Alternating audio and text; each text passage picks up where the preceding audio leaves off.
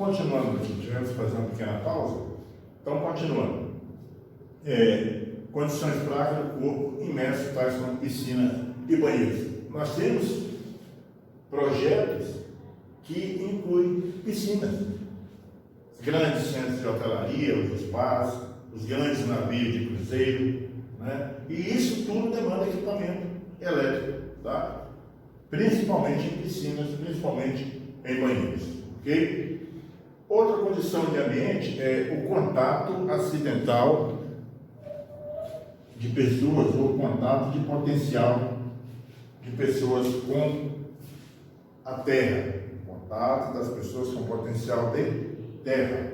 As pessoas, quando permanecem em um local onde há a presença de partes elétricas energizadas, estão sujeitas a riscos de contato com as partes vivas dessas instalações.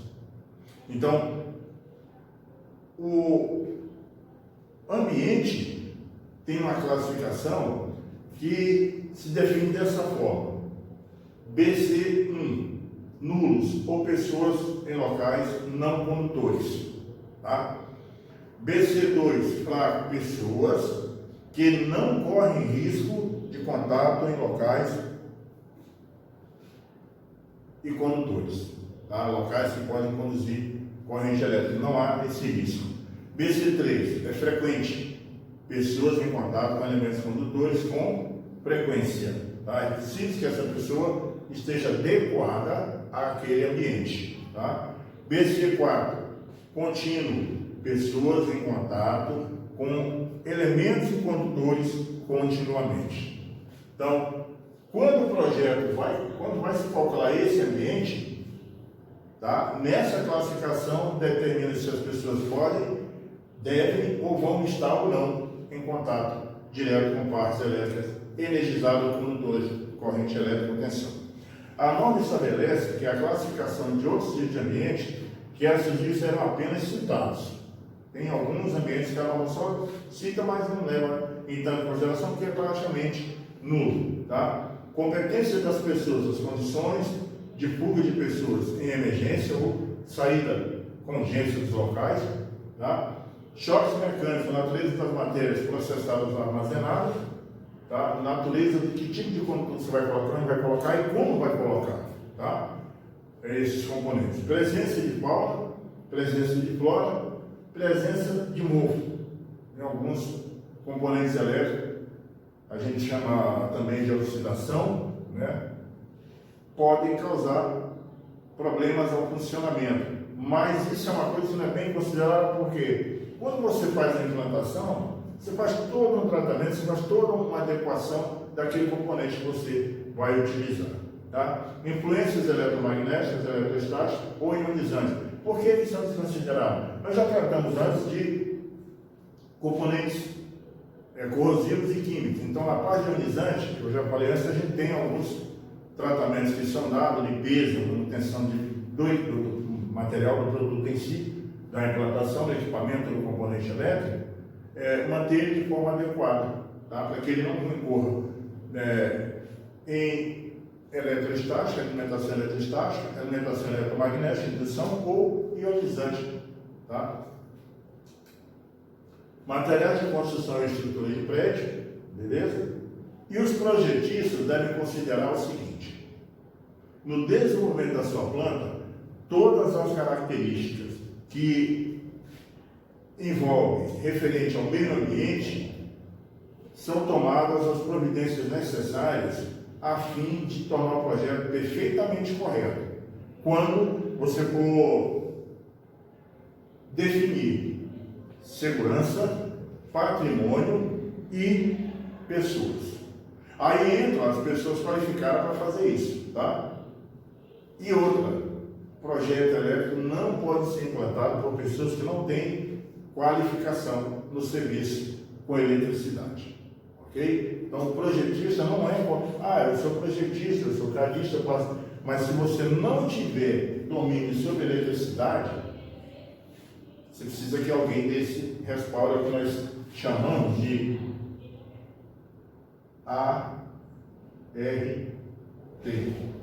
que é a assinatura de responsabilidade técnica.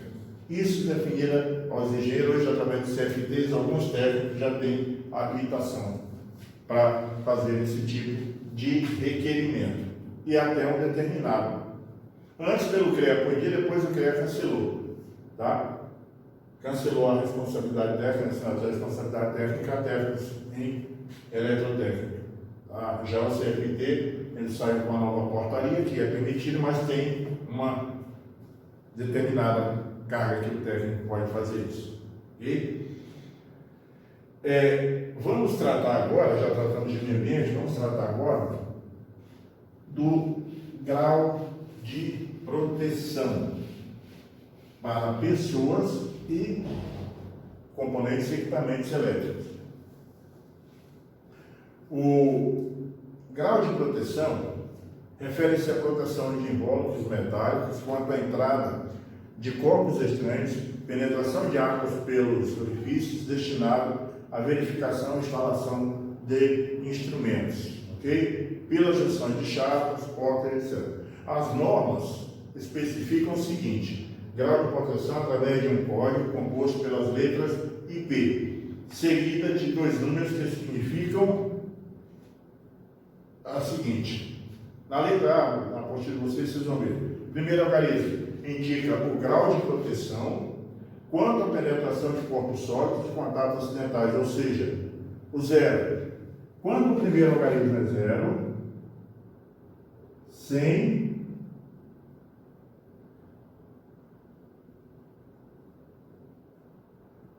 proteção. Isso no que diz respeito quanto à penetração de corpos sólidos ou contatos acidentais, tá? Corpos estranhos com dimensões acima de 50 milímetros, ou seja, quando tem esse aqui, até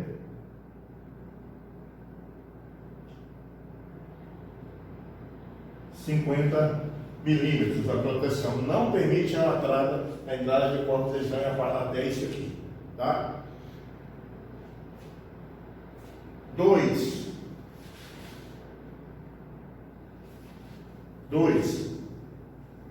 Indica que o grau de proteção quando a penetração de corpos sólidos ou contatos acidentais, os corpos estranhos com dimensões de até 12 milímetros. 3. Corpos estranhos com dimensões acima de 2,5 milímetros. 4. Corpos de proteção com dimensões acima de 1 milímetro. 5. Proteção contra acúmulo de poeira prejudicial ao equipamento, ou seja, totalmente blindado. 6. Proteção contra penetração de poeira. Nem pó fino entra dentro daquele invólucro metálico. Ok? Então, quando nós temos uma definição de 4, 5, 6, nós já temos uma proteção totalmente, digamos, blindada. Quando vem o segundo algarismo, indica o grau de proteção contra a penetração de água internamente ao invólucro, ou seja, quando vem 0, sem proteção nenhuma, não adianta instalar isso, você vai ter problema. Quando tem 0, 1, pingo de água na vertical, caindo em cima não tem problema. 2, pingo de água com inclinação de até 15 graus, tá? Na vertical. 3, água de chuva até inclinação de 60 graus na vertical. 4, respingo em todas as direções. 5, jato de água em todas as direções. 6, imersão temporária. 7, imersão.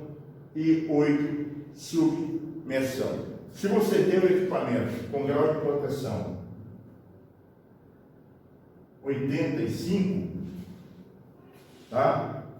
Ou 85 não, 58. Quando você tem equipamento com grau de proteção 58, ele é contra o acúmulo de poeira, tá? Prejudicial ao equipamento, e também pode ser o equipamento que vai ser submerso.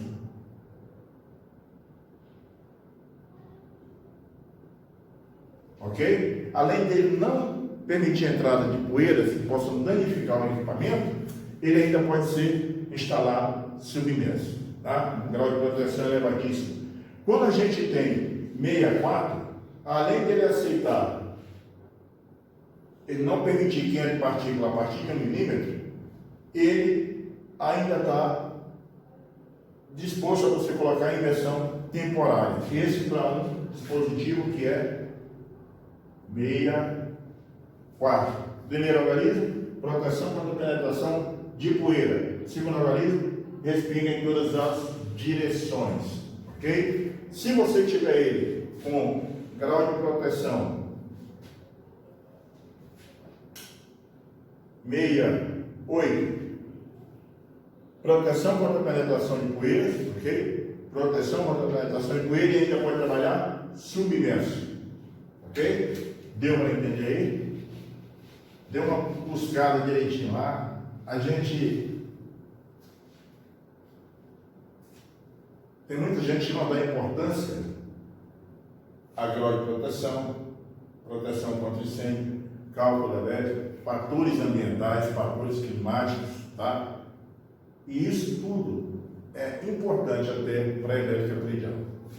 Ok? Então valorizem ao máximo o estudo, o aprendizado de vocês com relação a projetos elétricos industriais, porque isso tudo é o dia a dia do técnico elétrico, do eletricista, do engenheiro, isso tudo é o dia a dia, e tudo isso aqui traz um bom desempenho na indústria ou eleva o valor de implantação de um projeto, ok? Proteção contra risco de incêndio e explosão. Eu creio que deu para entender bem essa parte de grau de proteção, ok? Na apostila de vocês está tudo detalhado. Na NBR 5410 relata tudo detalhadamente e até mais complemento com algumas arestas, com alguns incisos sobre as alterações da norma, que vocês podem estar avaliando melhor, ok? Proteção contra risco de incêndio e explosão. A indústria em geral estão permanentemente sujeitas ao risco de incêndio e, dependendo do produto que fabricam, são bastante vulneráveis à explosão. O que normalmente se segue com incêndio, para prevenir contra essas ocorrências, existem normas nacionais e internacionais que disciplinam e os procedimentos de segurança que procuram eliminar esses acidentes. Tá? Então, esse acidente, julga-se oportuno citar os diversos itens a seguir, discriminado, constante na norma NR10 do Ministério do Trabalho e Emprego.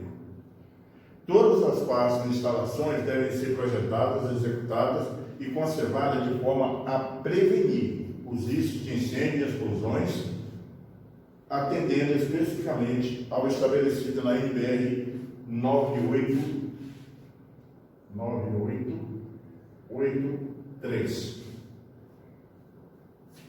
Tá?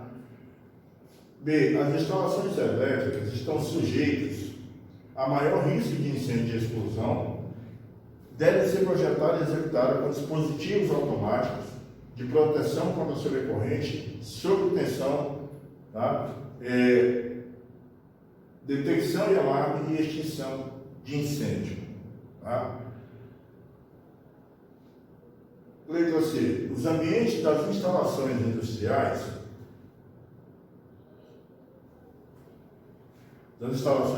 elétricas apresentam risco de incêndio, deve ter proteção contra incêndio, sinalização de segurança de acordo com as prescrições estabelecidas na NBR 5410 e na NBR 5414. Notem que já entrou mais uma norma aí para regulamentar. Aplicando-se também onde couber o disposto na NR 23. Ok?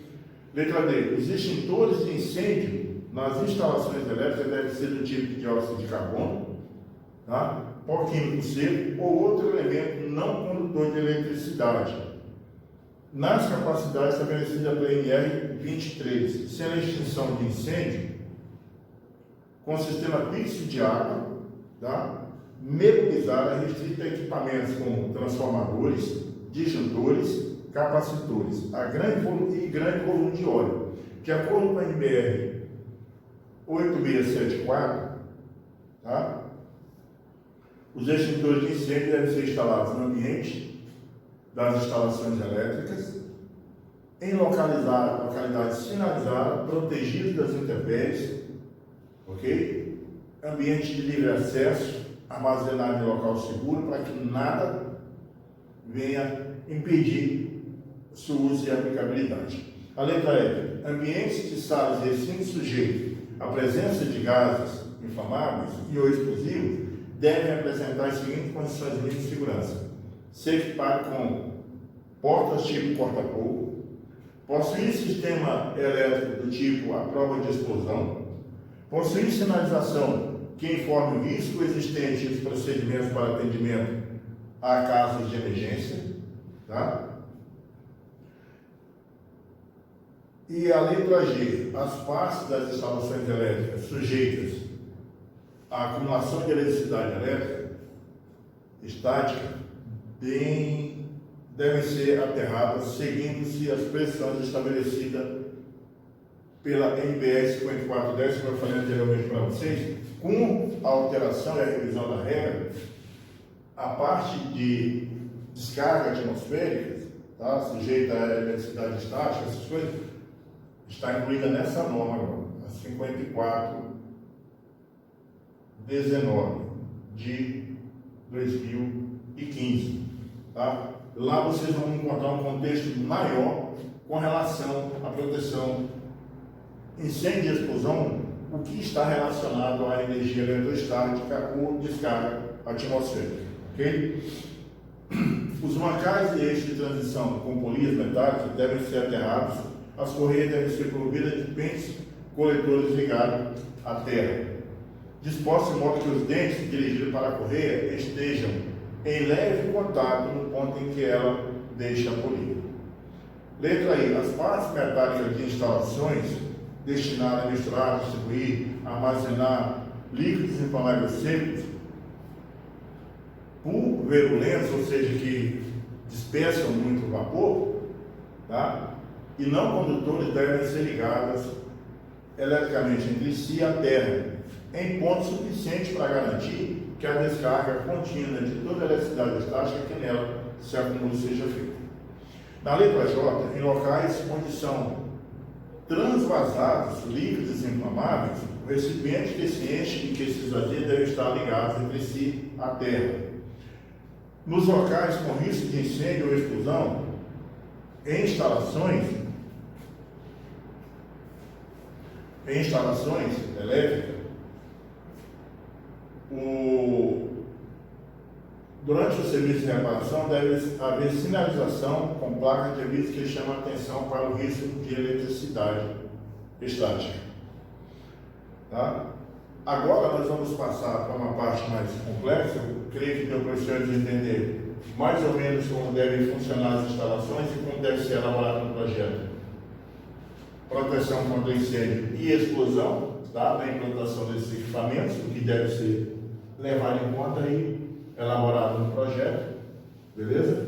Agora, na parte de considerações, nós vamos entrar nos cálculos elétricos, tá?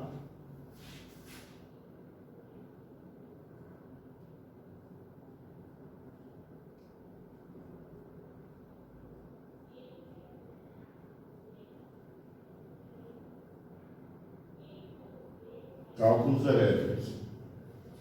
Senhores, é necessário que se tenha bastante atenção, que se busque o conhecimento, tá? Que procurem na apostila de vocês, porque é complexo o cálculo elétrico. Não é fácil de se fazer e é necessário que se faça para implementação e implantação de projeto elétrico no sistema.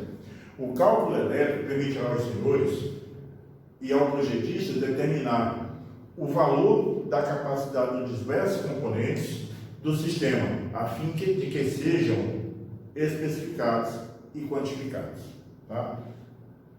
Primeiras considerações sobre curva de carga. Ora, a demanda em si, a demanda de uma instalação é importante porque por ela pode-se dimensionar economicamente condutores, geradores, transformadores e outros componentes a serem implantados no sistema. A partir da curva de carga de uma instalação é que se define a demanda. Na apostila de vocês vão ver uma figura aí, figura 12, que traz o exemplo de curva de carga de uma instalação. Aí vocês vão ver na curva de carga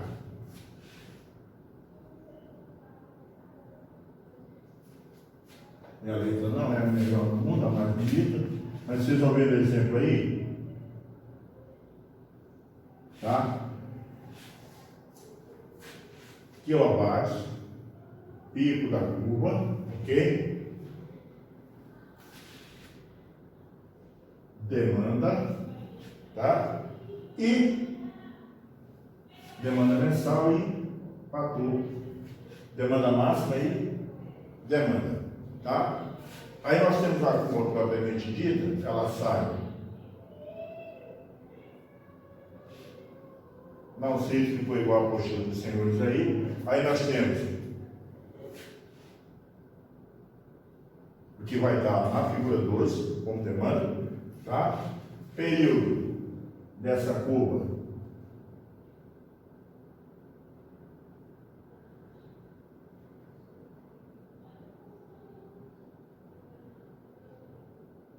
(24 horas),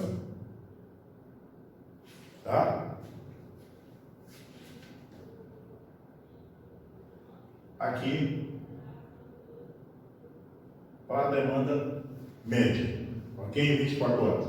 A demanda de instalação, vocês vão ver aí, a demanda de instalação é medida em intervalo de 15 minutos pelo próprio medidor de energia, ou seja, quilowatts-hora, tá?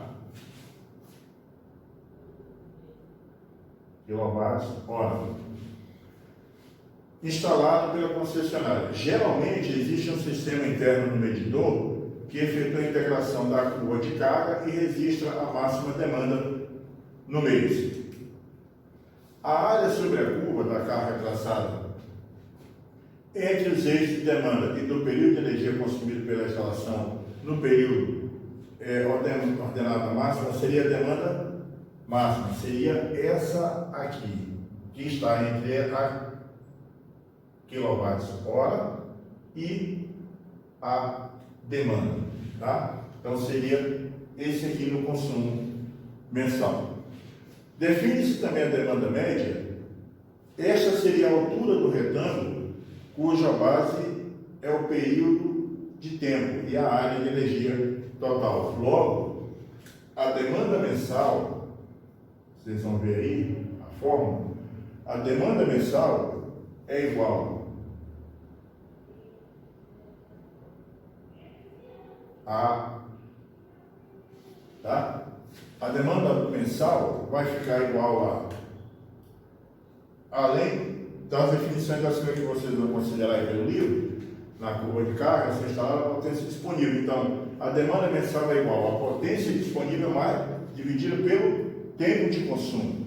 Então, a soma de todas as cargas existentes disponível e seria a máxima potência que a instalação poderia fornecer permanentemente. Ou seja, a demanda seria o que você consome no mês e o que a concessionária consegue te fornecer mensalmente. Isso livre de oscilações, queda, falhas, pautas, tá? Apesar da determinação do corretor dos pontos da curva de carga, em uma planta industrial, somente é possível durante o seu funcionamento em regime. Deve-se, através da informação do ciclo da operação dos diferentes setores de produção, idealizar aproximadamente a conformação da curva de demanda da carga em relação ao tempo, a fim de determinar uma série de fatores que poderão influenciar no direcionamento de vários componentes elétricos da instalação. As curvas de carga de plantas, de algumas plantas industriais, variam em função da coordenação das atividades dos diferentes setores de produção, tá? Bem como a relação ao período de funcionamento diário.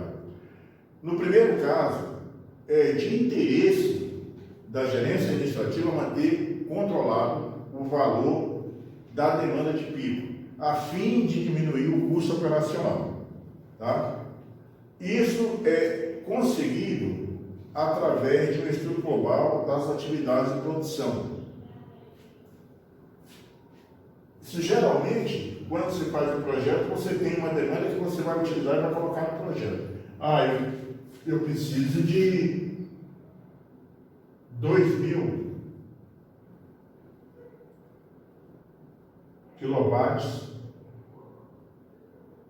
hora por mês. Aí quando o projetista calcula, que ele põe isso aqui lá, eu preciso de 2.000 kWh mês, se exceder isso aqui, tem que recalcular e refazer o projeto para que não se tenha perda operacional. Ele pode calcular mais do que ele vai precisar? Pode. Mas quando ele lança isso aqui em projeto, acima disso aqui, mais que isso aqui, também ele vai lançar valor de consumo que possa ser exorbitante, o que não é vantajoso para a gerência da empresa. Por que a empresa quer um cálculo definido no projeto no valor padrão, mês? Para que ela saiba quanto ela vai gastar no mês com o consumo de energia para produzir determinado produto. Se essa demanda for acima do que a empresa consome, mas a concessionária só vai cobrar aquele valor, mas está acima daquele que foi calculado no projeto. E isso demanda custo para a empresa, o que não é viável. Então tem que se fazer esse cálculo. Por que tem que fazer cálculo elétrico? Para que esse consumo não seja acima do que é produzido e que, se esse consumo seja acima, o que for produzido compense dentro daquele consumo. Tá? Seria uma mão lavando a outra. Essa é a grande verdade. Tá? Conseguido através do estudo global das atividades de produção, deslocando-se a operação de certas máquinas pelos horários diferentes, diversificando-se assim a demanda das mesmas. O segundo caso, em geral, é fixado já durante a concepção do projeto econômico, é o que eu falei aqui. A figura 13 representa genericamente, você vai ver aí, uma curva de carga de uma instalação industrial em regime de funcionamento de 24 horas. Você vai ver na tua apostila aí, que está mais bem detalhado, ele tem um valor de consumo em 24 horas, o que ele pode totalizar no final do período produtivo de 30 dias. Beleza?